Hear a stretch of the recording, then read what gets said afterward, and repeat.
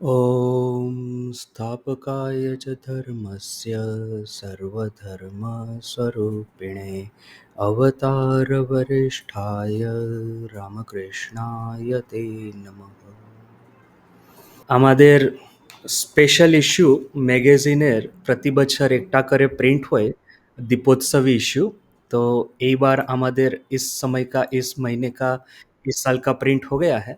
और ध्यान विशेषांक स्वामी इसमें मेडिटेशन के ऊपर में जितने अच्छे अच्छे आर्टिकल है अपने साधुओं के द्वारा ही लिखे हुए, भूतेशानंद जी महाराज है, रंगनाथानंद जी महाराज है, गंभीरानंद जी महाराज है, अपने बड़े महाराज है निखिलेश्वरानंद जी।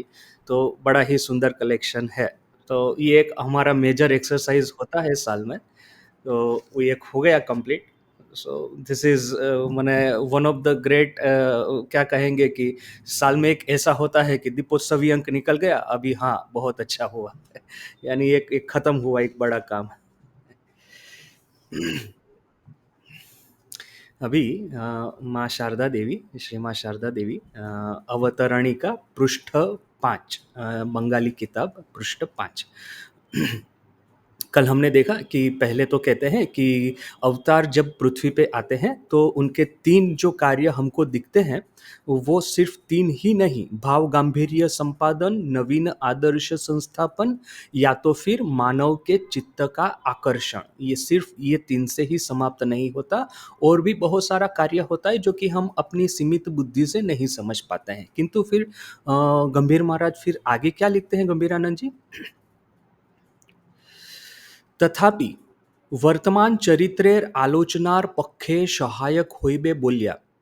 सिर्फ ये तीनों से संपादित नहीं होता, किंतु फिर भी वर्तमान आलोचना यानी कि अभी जो हमारा डिस्कशन चल रहा है, अभी हम जो माँ का जीवन उपस्थापित करने वाले हैं, उसमें सहाय हो, इसके लिए এই তিনটি मानई ग्रहण करिलाम। ये 3 जो कार्य अवतार के होते हैं, जो हमारी दृष्टि से दिखते हैं, हमारे मन से हम जिसका विश्लेषण कर सकते हैं, इन तीनों के ऊपर में ही हम फोकस करेंगे। श्री माँ शारदा देवीर जीवने आम्रा मातृत्वादी देवभावेर पराकाष्ठा देखिते पाइब। श्री माँ शारदा देवी के जीवन में हम मातृत्व जिस जैसे दैव भाव की पराकाष्ठा देख पाएंगे। माँ के जीवन में बहुत सारे भाव है, मातृत्व भाव जिसका यहाँ पे उल्लेख किया है, उसकी पराकाष्ठा हम देख पाएंगे। इसके आगे अवतरणिका में ही गंभीरानंद जी महाराज ने लिखा है कि किस तरह से कि अवतार जब आते हैं, देखिए कि सभी के भीतर में किसी न किसी अच्छे भाव का तो रहते ही है। जैसे कि हम सभी लोग थोड़ा बहुत मंदिर में जाएंगे, हम सभी में ठाकुर माँ स्वामी जी या तो कोई भी देवता है उसके प्रति श्रद्धा भक्ति होगी। हम सभी लोग थोड़ा बहुत यथाशक्ति साधन भजन करते ही होंगे। दीक्षा बहुत सारे लोगों ने ली है, सुबह शाम जिस तरह से अपने गुरु है जिनके पास से दीक्षा ग्रहण की है, तो पूजनीय प्रेसिडेंट महाराज, वाइस प्रेसिडेंट महाराज, तो उनके बताए हुए मेथड के अनुसार, रीत के अनुसार थोड़ा बहुत हम जब भी किया करते होंगे।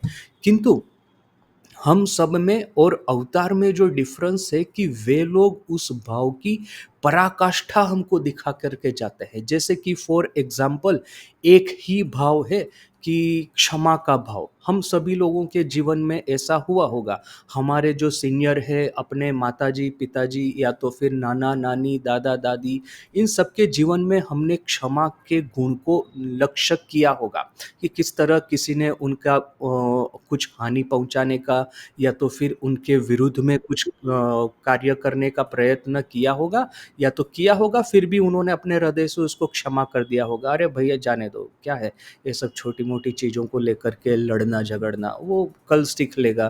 तो किंतु हमारे में जो क्षमा का भाव है और जो महापुरुषों में जो क्षमा का भाव होता है, वो क्षमा के भाव की पराकाष्ठा दिखा करके जाते हैं।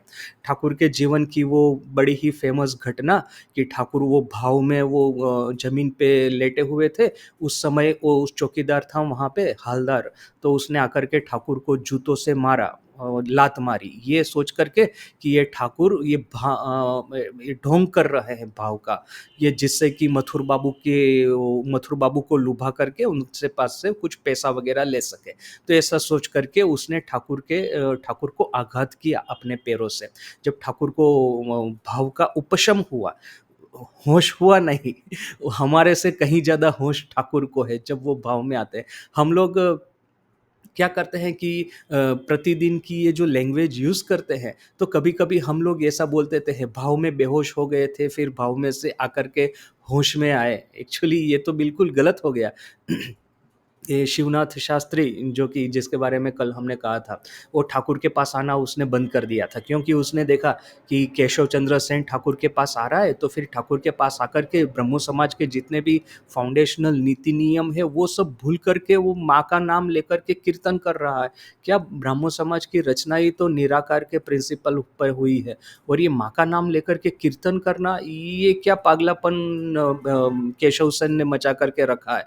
और वहाँ से लेकर के फिर धीरे-धीरे करके केशव ने नियमों का भंग करने की शुरुआत की, उसी के ब्राह्मण समाज का, तो आखिर में उसकी लड़की की शादी वो कूच बिहार के राजकुमार के साथ में करवा दी। तो केशव सन ने शिवनाथ शास्त्री ने पहले से ही ठीक करके रखा था कि ठाकुर से दूर रहना है।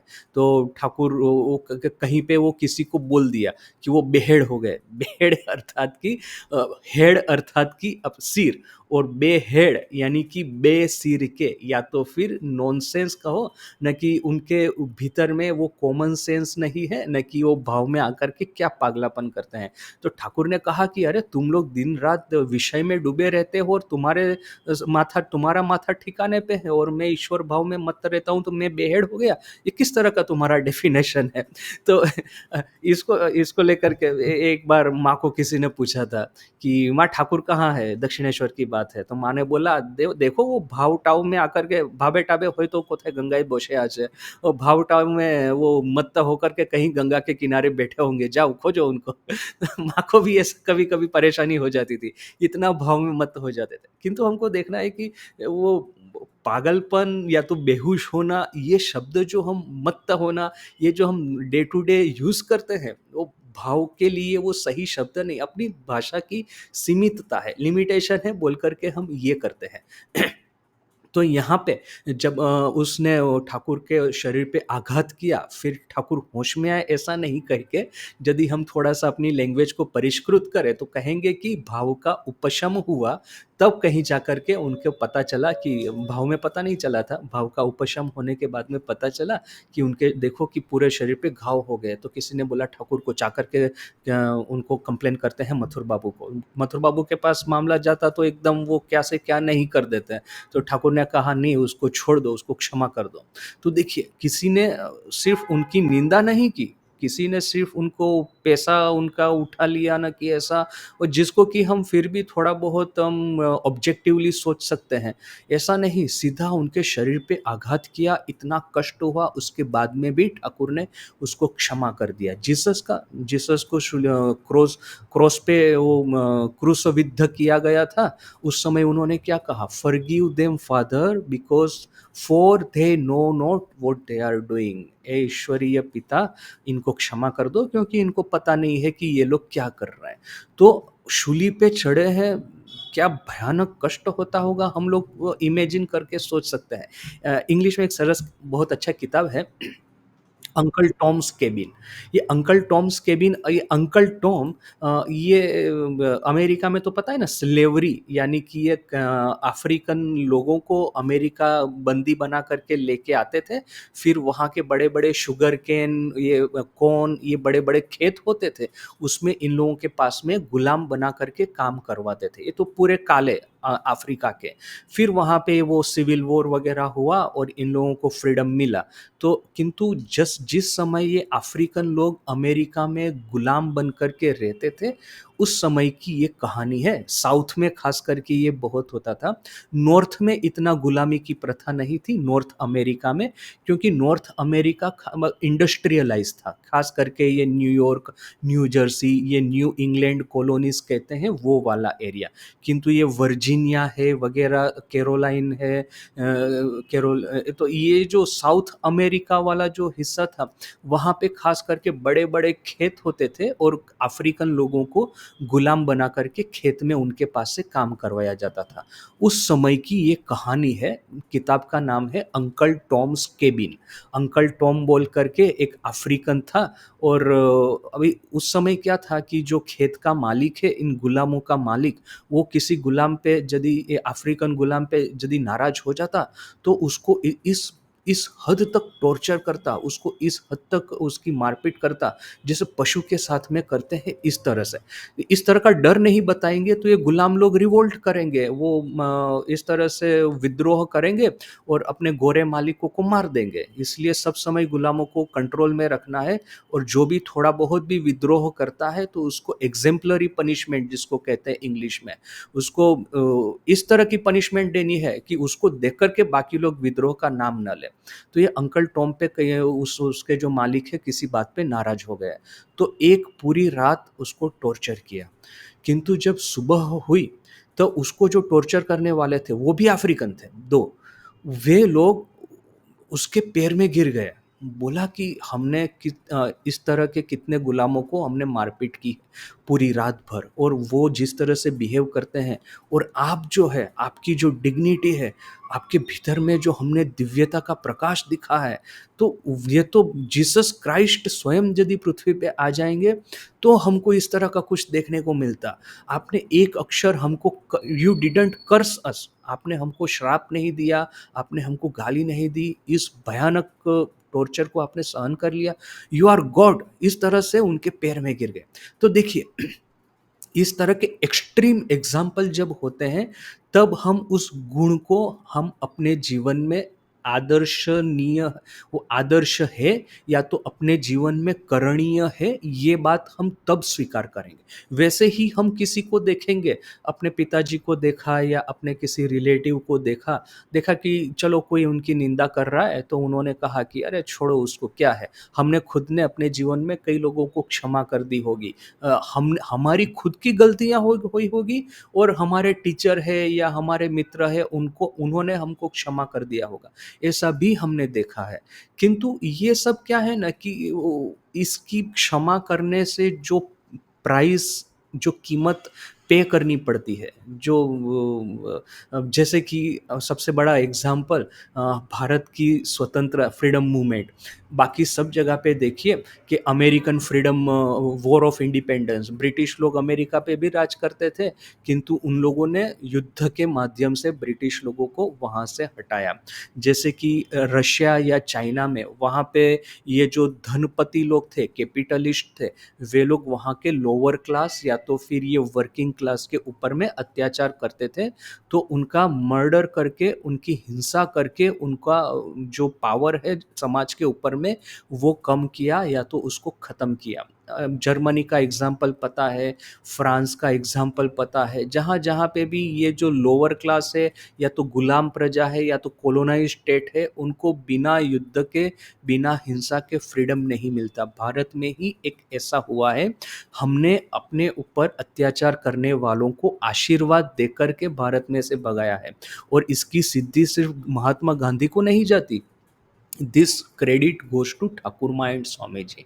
माँ के जीवन में, ठाकुर के तो नहीं, किंतु कहेंगे कि माँ के और स्वामी जी के जीवन में हमने बहुत देखा है कि किस तरह से वे लोग, माँ ने कहा था ना कि वो बड़ा ही सुंदर उदाहरण, मैंने कई बार उसको डिस्कस किया है क्योंकि वो मेरा बड़ा फेवरेट है, कि वो राधु और माको को साड़ी चाहिए, तो माँ ने, वो वरदा महाराज ना, कि कोई उनका वो शिष्य था वहाँ पे जयराम बाटी में, बोला कि जाकर के साड़ी लेकर के आओ, वस्त्र लेकर के आओ, तो वे लोग खादी का वस्त्र वस्त्र लेकर के आए, तो खादी का वस्त्र क्या है, वो थोड़ा सा रफ रहता है, तो वो राधु और माकू बड़े नाराज हो गए, हमको इस तरह का नहीं चाहिए वस्त्र, हमको तो वो फाइन, वो मिल में जो बनता है इस तरह का वस्त्र चाहिए। तो वो लोग महाराज जी जो वस्त्र लेकर के आए थे, वो सन्यासी महाराज वो बड़े ही नाराज हो गए, अरे तो विदेशी वस्तुओं चीजों को हमने व्यवहार करने से तो वो तो उन लोगों को मतलब क्या है, बल मिलता है, शक्ति मिलती है, हमको तो स्वदेशी चीजें व्यवहार करनी चाहिए, क्या ये सब पागलपन लगा रखा है, मिल के कपड़े पहनोगे, ये तो गलत हो गया।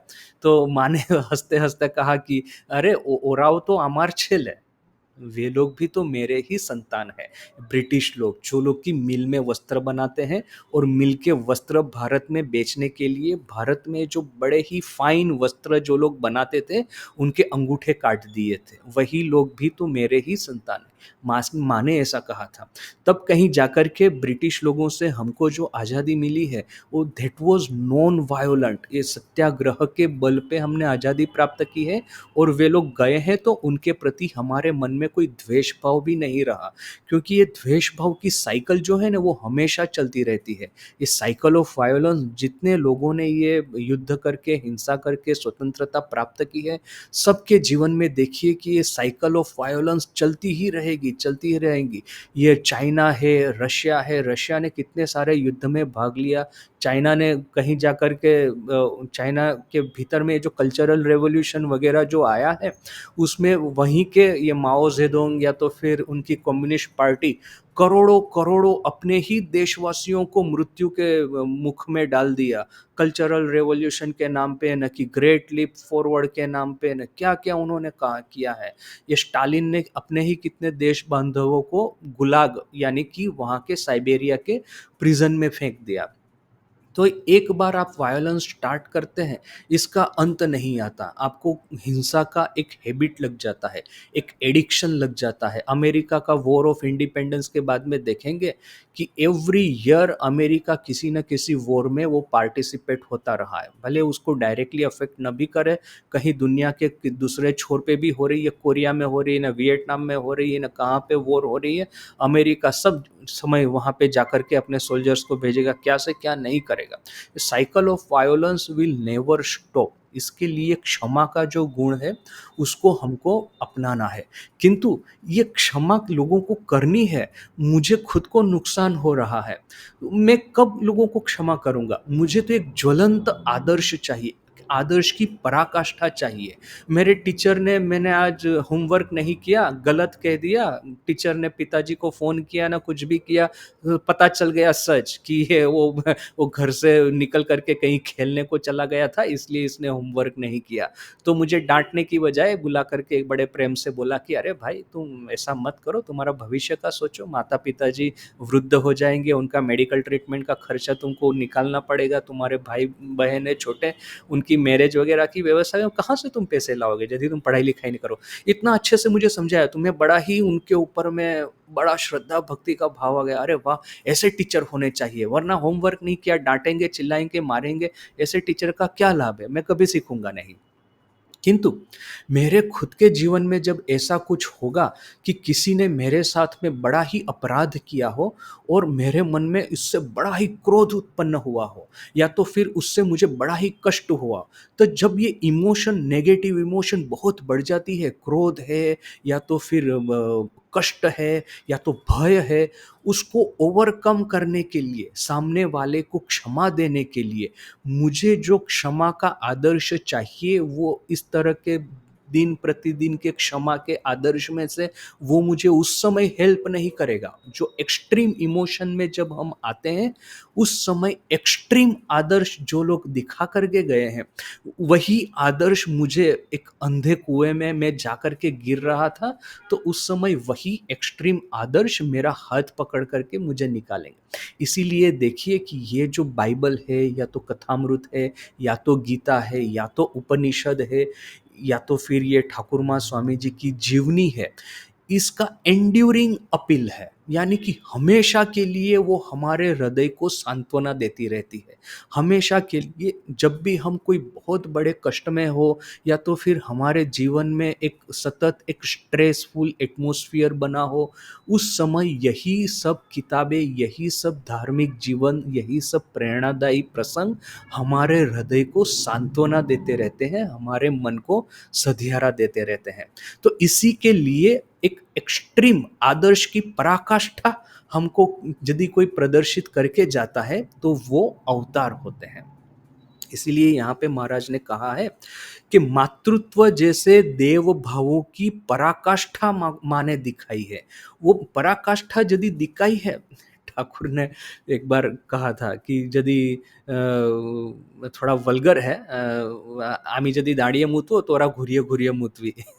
इसका मुझे पता नहीं किस तरह से ट्रांसलेट करेंगे, किंतु जो भी है, यदि ये लोग आदर्श की पराकाष्ठा दिखाएंगे तो हम इसका थोड़ा बहुत आदर्श का पालन करेंगे उसमें से।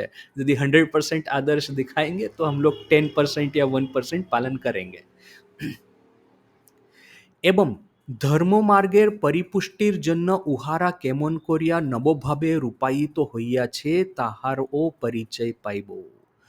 धर्म मार्ग की परिपुष्टि के लिए वे लोग किस तरह से नव भाव में रूपायित हुए हैं, इसका भी हम परिचय प्राप्त करेंगे। धर्म भाव की पुष्टि, जैसे कि ब्रिटिश राज में ये 1880, 1860, 1817, 1880, 1890, ये जो पूरा समय था, हमारे युवाओं के मन में एक प्रकार की ग्लानि, एक प्रकार की हताशा प्रकट हो गई थी कि ये यदि ब्रिटिश लोग हमको इस तुच्छ बना करके हमको रखते हैं, ये मुट्ठी भर गोरे लोग इतने बड़े भारत देश के ऊपर में शासन करते हैं, इसका अर्थ यही है कि भारत की संस्कृति है, भारत का साहित्य है, भारत की आध्यात्मिकता है, भारत का ये जो देश है, धर्मभूमि है, इसके भीतर में कुछ भी सार नहीं है, ये असार है बोल कर के ही तो गुलाम की तरह ब्रिटिश लोगों के सामने हम लोग गिरे हैं। तो ये भाव जो है हमारा, पुरखों का भाव, हमारी संस्कृति, ये संपूर्ण रूप से नष्ट होने को बैठी थी। यदि किसी को आप गुलाम बनाते हैं तो उनकी संस्कृति पे सबसे ज़्यादा पहले आप आघात कीजिए, वरना तो क्या होगा कि देखिए, यही ब्रिटिश लोगों ने अमेरिका पे शासन किया, यही ब्रिटिश लोगों ने आयरलैंड और स्कॉटलैंड के ऊपर में शासन किया, किंतु वहाँ के लोगों को एकदम क्लियर था कि हमारा, वे लोग तो वैसे गोरे लोग ही थे तो उन लोगों का नेचुरल एक कॉन्फिडेंस लेवल बड़ा हाई था, किंतु फिर भी खास करके ये वेल्स, स्कॉटलैंड, आयरलैंड, इन लोगों की जो कल्चर जो है, वो सेल्टिक कल्चर, वो थोड़ा-सा इन लोगों से मेनलैंड ब्रिटेन जो है उससे थोड़ा-सा डिफ़र करता है। वहाँ पे वो जो क्रिश्चियनिटी वहाँ पे थोड़ा-सा देरी से आया था जब कंपेयर टू मेनलैंड ब्रिटेन। तो क्या है कि वो डर्विश जिसको कहते हैं, वो डर्विश, वो पूरा वहाँ का एक लोकल रिलीजन है, उसका इन्फ्लुएंस बहुत लंबे समय तक रहा था। तो उन लोगों ने कभी कल्चरली अपने को हीन नहीं समझा कि हाँ, हम लोग ब्रिटिश लोगों से कल्चरली हीन है। तो बोल कर के वो जो कॉन्फिडेंस था, तो उन लोगों ने ब्रिटिश साम्राज्य के सामने या तो ब्रिटिश किंगडम के सामने बार-बार युद्ध किया और युद्ध में विजेता भी हुए। हम लोगों के साथ में जो प्रॉब्लम है कि हम लोग कल्चरली एक हताश हो गए।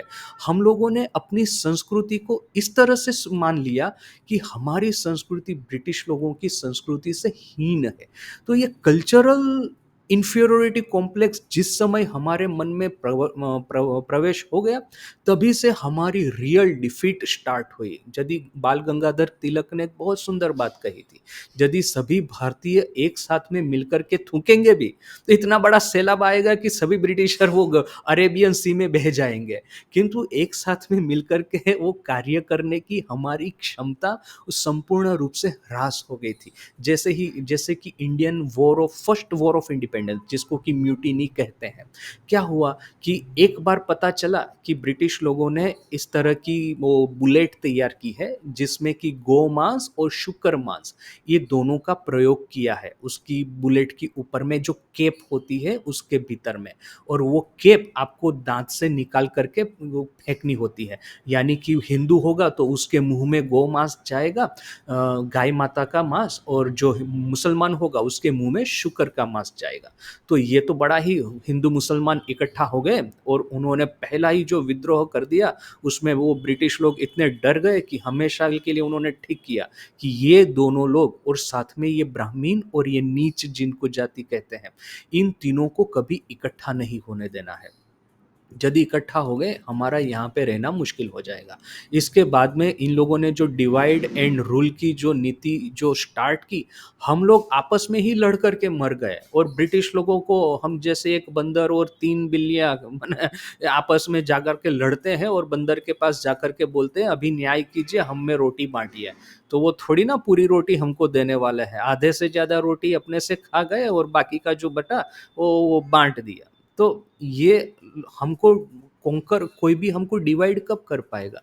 हमको डिवाइड तभी कर पाएगा जबकि हम कल्चरली अपने को इंफीरियर महसूस करते हैं। दिस कल्चरल इंफीरियरिटी को हमको सबसे ज़्यादा फाइट करना है।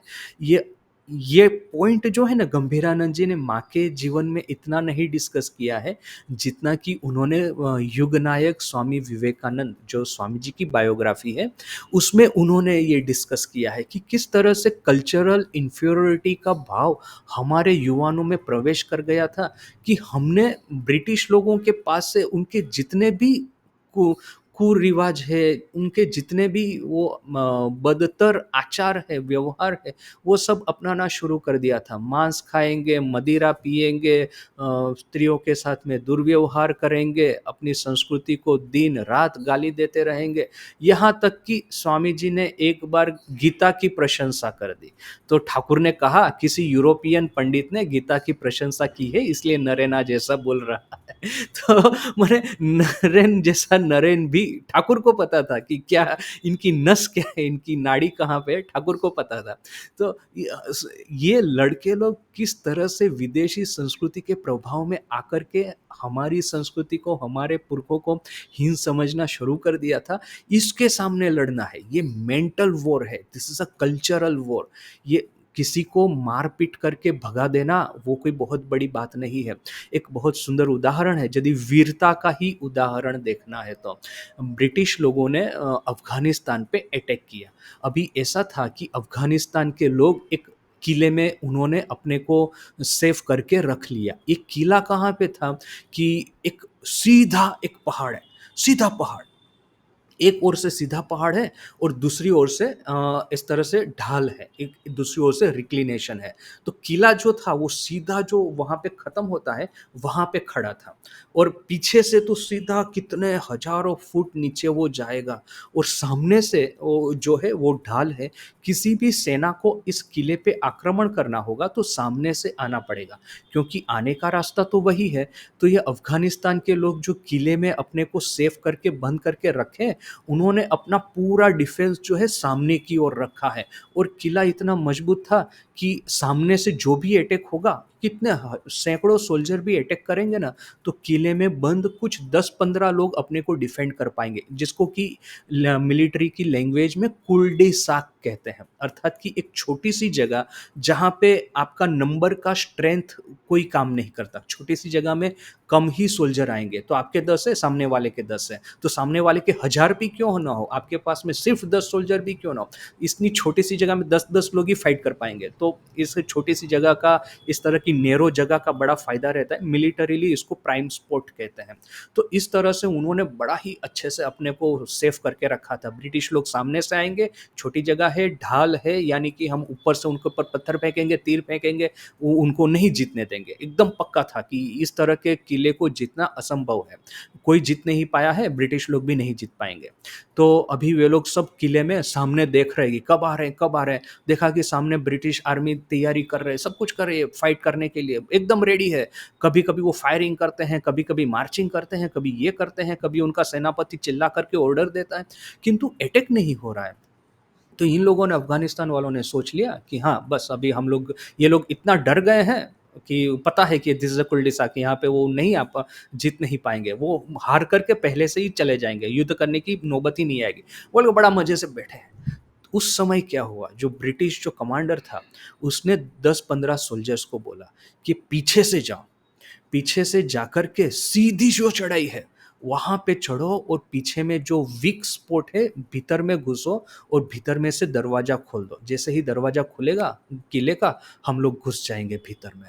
तो जो किसी ने, अफ़गानी लोगों ने कल्पना नहीं की होगी, सीधी चढ़ाई है। तो ये कुछ सोल्जर्स गए, वो खाई जिसको वैली कहते हैं, वैली में गए और चढ़ना शुरू किया, और उसका वर्णन मैंने पढ़ा है, भयानक, माने पैर फिसला तो सीधे 1000 फीट नीचे खत्म, और नीचे देखा तो चक्कर आने लगेंगे। इस तरह की चढ़ाई उन्होंने की, किले तक पहुँचे, पीछे में कोई पहरेदार नहीं था। उन्होंने सोचा भी नहीं था अफ़गानी लोगों ने कि पीछे से कोई आ सकता है, घुस गए किले में और चोरी-छुपी से दरवाज़ा खोल दिया। बस जैसे ही दरवाज़ा खुला, ब्यूगल लगाया और ब्रिटिश आर्मी घुस गई किले के भीतर में।